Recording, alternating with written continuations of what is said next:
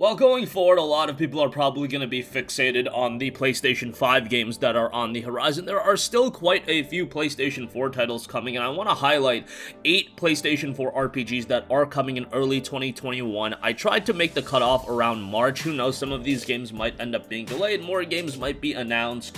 We are in this pandemic time where sometimes games just get announced and then come out of nowhere, but for what we have to work with, this is what I came up with, and it's always great because this time around, these games are all perfectly playable on the PlayStation 5, so that's going to be really nice. And there isn't going to be an issue of having to keep your PS4 around. So without further ado, let's get right into it. And I want to start things off with a JRPG that I am very much looking for, and that is Ys 9 Monstrum Nox. Now, Ys has been one of the most consistent JRPG franchises, one of the most consistent video game franchises in a while. The games are always just really, really good from a soundtrack standpoint, gameplay, the story is usually pretty good. Yeah, technically, they might not be anything to write home about. I mean, they make some of these Ys games still for the PlayStation Vita. At least Ys 8 was on the Vita. They're on the Nintendo Switch, so they try to keep it, technically in line. However, that's not necessarily why the majority of people go into Ys anyway. Monstrum Nox looks to have a more darker tonality to the Ys franchise, and I'm really interested in that element and how that'll shake up your traditional Ys formula. Whatever the case may be, Ys 9 is scheduled for a release in February of 2021, so very much looking forward to that.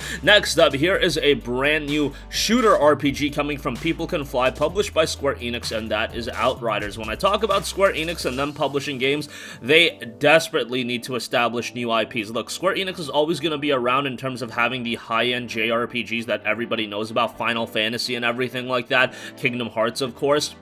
Final Fantasy XIV is obviously going to be one of their consistent MMOs, but they need new IPs that people can get invested into. Marvel's Avengers wasn't that great. The Quiet Man wasn't that great. Left Alive wasn't that great. Is Outriders going to be something they can hedge their bets on? Well, let's hope that to be the case, because People Can Fly is a very, very talented studio, and the game notes Square Enix and People Can Fly present Outriders, a 1 to 3 player drop-in, drop-out co-op shooter set in an original, dark, and desperate sci-fi universe. Now, when I saw gameplay of this title, I have to say I wasn't completely enamored by it. I didn't think it was a complete blow-away based on the early gameplay that I saw, but hopefully it can develop into something of quality. A game like this is something that definitely can see updates over time as well and get better and better. The game notes, as mankind bleeds out in the trenches of Enoch, you'll create your own outrider and embark on a journey across the hostile planet. With rich storytelling spanning a diverse world, you'll leave behind the slums and shanty towns of the first city and traverse forests, mountains, and deserts in the pursuit of a mysterious signal. So if you're a fan of cooperative RPG shooters and action titles, might be one for you to look out for. This one will be dropping February 2nd. Next up, Star Renegades is a game that I'm very much looking forward to.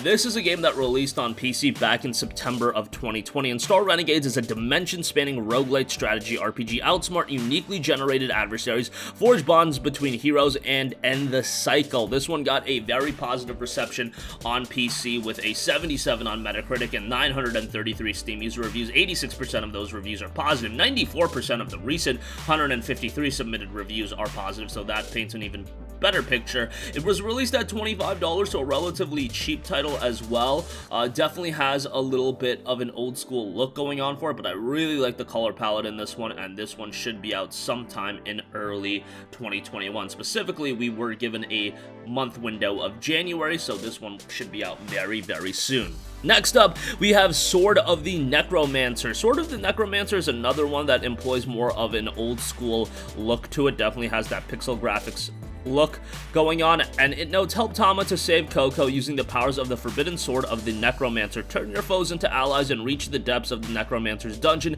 Defeat the Guardians to gain enough soul power to bring Coco back from the dead, no matter the cost. The game does have cooperative gameplay, so if you do want to do that, that's going to be an option as well. You have a shared and split screen co-op, and the game itself is touting a lot of different features. Turn your foes into allies, gather weapons and relics, fight with all your might, level up. Death is not the end. Each try gets you closer to the Necromancer, and learn the truth, discover Tama and Coco's past as you advance through the dungeon. Local cooperative play as well, and looks like to have quite a story focus as well. This one is due out sometime in January, so you guys can be on the lookout for that. Next up, another Japanese RPG. We have Atelier Ryza 2, Lost Legends, and the Secret Fairy. What a title for a JRPG. However, if you're a JRPG fan, you're probably used to some wacky titles for some of these games, and this isn't even the craziest that I've seen.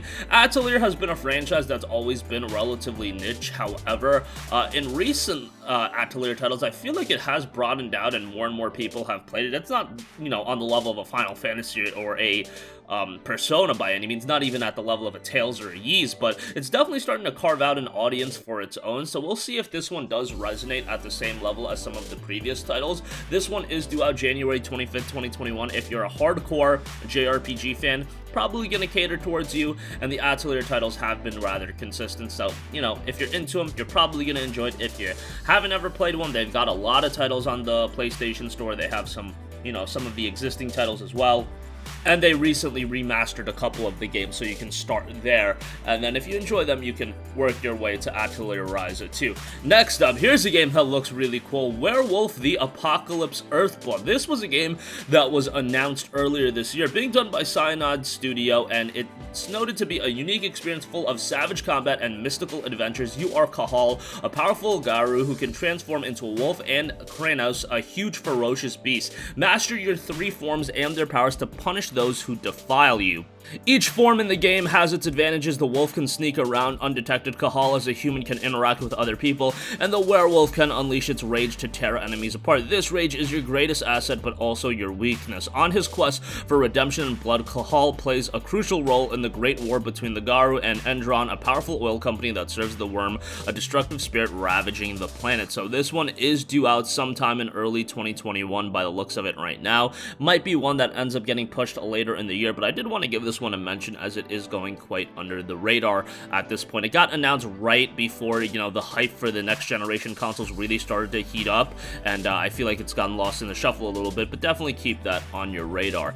Next up, we have King's Bounty 2. The King's Bounty turn-based tactics series returns with King's Bounty 2. In addition to the tactical depth fans expect from its combat, immerse yourself in the fantasy world of Antara with a whole new non-linear narrative and deep RPG mechanic that gives weight to your every decision. So this is a game that's definitely catered towards a PC audience. King's Bounty has been around for quite a while, and a game like this is definitely suited for keyboard and mouse. However, it will be coming to PlayStation 4 as well, and it'll be interesting to see the type of transition it makes on over there.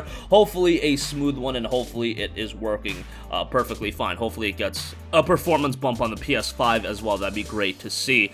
King's Bounty 2 is scheduled for a release in 2021. Another title that I'm not entirely confident that it'll be out in the early portion of the year. Maybe it'll get pushed sometime later, but currently speaking, hopefully it is out early 2021. And lastly, we have a more low-key title in Fallen Legion Revenants. This one is coming from NIS America, and they put out games that kind of go a little bit under the radar. This one definitely has vibes of a JRPG, and might be something that, you know, if you have played just about every JRPG, you're probably looking for types of games that go a little bit under the radar, and Fallen Legion Revenants is definitely a title that's not going to sell an incredible amount of copies. I would put it even a tier under, like an Atelier. However, could still end up surprising us, as NIS generally has a pretty positive track record in putting out quality titles that should be out sometime in early 2021. And that's going to conclude this game. Again, while PlayStation 4 game releases, you're going to see that they might start slowing down a little bit for the foreseeable future. It's still going to be a lot of cross-gen titles. It's still going to be a lot of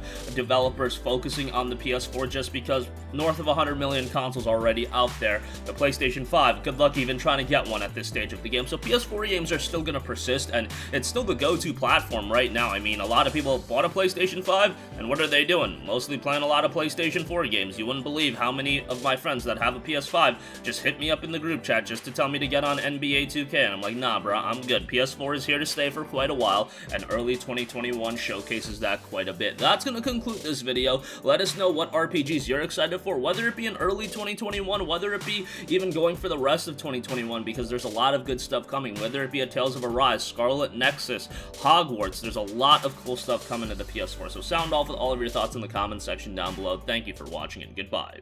Hey guys, we hope you enjoyed the video, and if you did, make sure to hit the subscribe button, and if you're already subscribed, do us a favor and hit the bell icon. This way you'll be notified whenever we post a new video. That's the best way to keep up with all of our uploads, and we usually try to upload 2 videos a day. And with the bell icon hit, you'll be notified whenever we do upload a video. As always, thanks for watching.